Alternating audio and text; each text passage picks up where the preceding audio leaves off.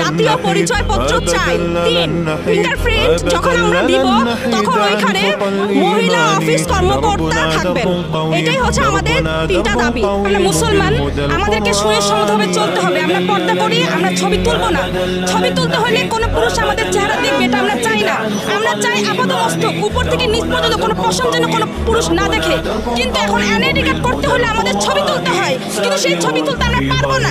তা আমরা চাই যেন আমাদেরকে ছবি মুক্ত এনআইডি কার্ড করতে দেওয়া হয়। আমার বাবার সম্পত্তি এখন আমি পাবো না। আমার বাবার সম্পত্তি পাওয়ার জন্য এখন আমাকে এনআইডি কার্ড করতে হবে, নইলে আমি বঞ্চিত হচ্ছি।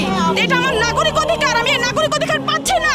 আমি চাই যেন অবিলম্বে আমাদেরকে ছবি মুক্ত এনআইডি কার্ড করার ব্যবস্থা করে দেওয়া হয়। আমরা আল্লাহ পাকের কাছে এটাই বলবো কিয়ামতের দিন, যে আমরা জানাইছি, কিন্তু আমরা বারবার জানাইছি।